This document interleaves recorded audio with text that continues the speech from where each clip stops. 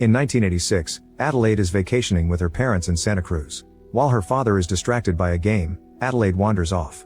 After avoiding a man holding a sign with a Bible quote, Adelaide goes down some dark stairs and ends up on the beach, where she sees a storm coming. Then she notices an abandoned funhouse of mirrors and goes inside.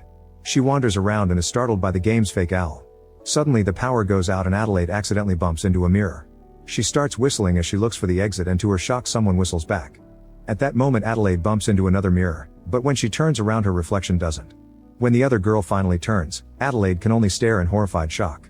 In 2019, a now adult Adelaide and her family arrive at their summer home to spend their vacation. During lunch, her husband Gabe tells their daughter Zora that she shouldn't give up running because she could make it to the Olympics one day. Their son Jason has been practicing a magic trick, but he's too shy to do it in front of everyone. Gabe announces they'll be going to the beach in Santa Cruz, and Adelaide doesn't look too happy about the idea. She remembers how her parents talked about her after the funhouse incident, saying she was only missing for 15 minutes but she still seemed to have PTSD. They wanted her to share her story but she refused to say a single word. A therapist advised them to make Adelaide express herself through art, like dancing or drawing. In the present, Adelaide and Gabe are arguing because she doesn't want to go to the beach. Gabe reminds her this is the first summer they've come since Grandma died, convincing her to do it for the kids. Then Adelaide goes looking for her son and finds a box with some childhood things. A picture makes her remember her days as a dancer, which makes her nervous to look in the mirror. The moment is interrupted by a screaming Jason, who hid in the closet and got stuck. After freeing him, Adelaide reminds him not to play there. Later in the car, Adelaide tries to relax and enjoy her time with her family, but seeing the beach makes her tense. It brings back another memory of her parents arguing over the incident when she could not even talk. She snaps out of it when she hears an ambulance and notices the paramedics taking a dead man away. Adelaide recognizes him as the guy with the Bible sign from the carnival. At the beach they hang out with the Tylers, although Adelaide doesn't like Kitty very much and puts up with her because their husbands are friends. Zora doesn't like Kitty's daughters either because they're mean. Kitty wants to chat, but Adelaide tells her that talking is hard for her. Being surrounded by so many loud people makes Adelaide nervous again, and she ends up zoning out until she almost gets hit by a frisbee. Meanwhile, Jason comes out of the bathroom and sees a man dressed in a long trench coat with blood dripping from his fingers. At that moment Adelaide notices her son is missing and panics, but Jason comes back and explains he just went to the bathroom. That night Adelaide is putting Jason to bed when she finds his latest drawing, which shows the bleeding man. Afterward Adelaide tells Gabe that she wants to leave because this place makes her feel as if she wasn't herself. She shares the story of the mirror incident, explaining that the girl she saw turned around to reveal the same face as hers. Adelaide ran back to her parents, but since then she's been worried that her doppelganger would come back for her. Lots of weird things have been happening since they arrived and Adelaide thinks they're signs. When Gabe tells her not to worry because he'll protect her, the power goes out. Then Jason comes to tell his parents there's a family in the driveway. They take a look and confirm there are 4 creepy looking people outside holding hands. Adelaide immediately panics and calls 911 while Gabe goes outside to tell the strangers to leave his property. None of them react, so Gabe goes back inside and Adelaide tells him the cops will arrive in 14 minutes. Unwilling to wait that long, Gabe grabs a bat and leaves the house again to threaten the strangers. Suddenly the 2 small figures hide and the tallest one starts approaching Gabe, who panics and rushes inside. Zora runs to hide upstairs and notices one of the strangers climbing a tree, while another one looks through the window to stare at Jason. Adelaide brings her children close and Gabe stands by the entrance, hearing the big stranger pounding on the door. At that moment the pounding stops and the stranger begins whistling as he finds the spare key under a fake rock. When he tries to open the door, Gabe pushes back to keep him out, only for the stranger to reach inside and steal the bat. He hits Gabe with it to bring him down and the door opens to reveal Abraham, who looks exactly like Gabe. The other strangers get inside by breaking the windows and the family is shocked to notice these people are an exact copy of them. The only difference is that they are all wearing red jumpsuits and carrying scissors. The doppelgangers turn on the fireplace and appear to communicate only with grunts except for Adelaide's copy Red, who talks with a very raspy voice. She begins telling the story of a girl who had a shadow, explaining that they were tethered together. When the girl ate she was given good food, but the shadow had to hunt and eat raw rabbit. On Christmas the girl would get wonderful toys, but the shadow had old things that would hurt her hands. One day the girl met a prince and fell in love, but the shadow met Abraham. It didn't matter if the shadow loved Abraham or not, since he was tethered to the girl's prince the shadow had to marry him too. When the girl had a beautiful daughter, the shadow gave birth to a little monster.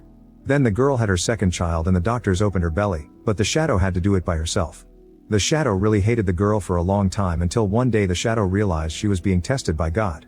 When Red finishes her story, a terrified Gabe offers money and material things to make them leave, but he's turned down. He asks who they are and Red answers we are Americans. Then she makes Adelaide handcuff herself to the table, threatening to hurt the children if she doesn't obey. Once that's done, Abraham takes Gabe's glasses and begins dragging him out of the house, hitting him when he tries to defend himself. Once they're outside, Abraham punches Gabe to knock him out. Inside, Red tells Zora to run as her doppelganger Umbri starts chasing after her. The last copy, named Pluto, offers his hand to Jason, and together they go to the closet, where Pluto forces Jason to put on his toy mask as he mimics all his movements. When they both take their masks off, Pluto reveals a burnt face. The boys put the masks on again and Pluto shakes Jason's hand, asking for his magic trick. Jason distracts him with it before jumping out of the closet and closing it to leave Pluto locked inside. Down the road, Zora continues to run, but Umbri appears in front of her. Zora tries hiding behind a car and Umbri follows her steps on the opposite side until she suddenly disappears. A scared Zora checks under the car and finds nothing, so she looks up and finds Umbri on top of the vehicle. At that moment, the car's owner comes out to complain, so Zora takes the chance to run away while Umbri kills the guy with the scissors. Meanwhile, Gabe wakes up inside a bag and makes a hole in the plastic to discover Abraham has taken him away on a boat. The engine suddenly stops and Abraham starts hitting while yelling grunts at the people in the house. While he's distracted, Gabe breaks out of the bag and hits him with the bat, causing him to fall into the water. At that moment, the engine starts again and the boat moves, dropping Gabe in the water too. After going around for a few minutes, the engine stops once more and Gabe uses the chance to return to the boat. However, while he's still climbing, Abraham appears behind him and tries stabbing him with the scissors. After some struggle, Gabe decides to headbutt the engine to activate it, and the machine immediately kills Abraham. In the house, Adelaide asks what they want. Red says they want to take their time because they've been waiting for this day for very long. They call this event the untethering. Red pushes Adelaide's head against the table, cracking the glass, but she lets go when she hears Pluto crying out. Red goes to free her son and starts making her way back, only to stop when she finds the box with Adelaide's childhood things. She stares at the bunny before cutting off its head. In the living room, Adelaide tries to remove the handcuffs to no avail. Then she stretches her legs to grab a fire poker and uses it to break the table, finally freeing herself. Keeping the poker as a weapon, Adelaide searches the house and finds Jason. Pluto is coming after them, so Adelaide begins pushing furniture to block his way. Then she and Jason rush outside where they reunite with Zora. Together they run to the pier and get on the boat with Gabe, who drives his family away while the doppelgangers watch from afar. Meanwhile, Kitty thinks she heard something outside her house and sends her husband Josh to investigate. Josh says he sees someone only to reveal he's just kidding. When their twin daughters come out to ask what's happening, another set of doppelgangers appears. Their faces match Kitty's family, they wear red jumpsuits and can't talk. They also have scissors which they use to kill the whole family. At that moment, Adelaide's family knocks on the door. When fake Josh opens, Adelaide notices the jumpsuit and the blood, so she hits him on the head with the poker. Josh is unbothered and grabs her arm so the other doppelgangers can drag Adelaide inside. Then Josh comes after Gabe, who starts running while his kids go into the house. After Zora grabs a golf club, the siblings find the bodies on the floor. They can hear screaming coming from above, so Jason grabs a heavy decoration and the duo starts making their way upstairs where they find the dead twins. One of the fake sisters is doing a bunch of handsprings and blocks the siblings' way, but Zora hits her with the golf club and makes her fall to the ground floor, killing her. The other sister appears behind her and Zora begins fighting her, hitting her with the club a few times until she goes down. Now Zora can continuously beat her up until this sister dies too. In the bedroom, Adelaide is handcuffed to the bed while fake Kitty is putting on makeup. Kitty threatens Adelaide with the scissors but pulls away at the last second. Then she looks in the mirror to do it on herself. On the pier, Gabe hides inside a boat. When fake Josh comes looking for him, Gabe shoots a flare at his face to kill him. Kitty looks through the window when he hears the shot and moves her mouth as if screaming and then laughing, but no noise comes out. Zora arrives and tries to attack her by surprise, however Kitty turns around and pushes her onto the bed. When Kitty is about to stab her with the scissors, Jason hits her from behind to bring her down. Afterward, the whole family reunites in the living room and Adelaide tries calling the police, but nobody picks up the call. They turn on the news and learn that doppelgangers wearing red jumpsuits have been appearing all over the country to kill the person with their matching face using scissors. Some people claim they came out of the sewers. Now the doppelgangers are holding hands on the street, forming a human chain. Gabe thinks they're safe here in Kitty's house, but Adelaide argues with him until she convinces him it's better to leave the country. The kids and Gabe go outside while Adelaide searches for the car keys, noticing something weird in the room. She rushes to grab a pan and turns around just in time to hit Kitty with it. Then the women start fighting and Adelaide finds some scissors on the floor, so she uses them to stab Kitty and kill her for good. At the same time, Jason comes inside looking for his mother and watches her kill Kitty.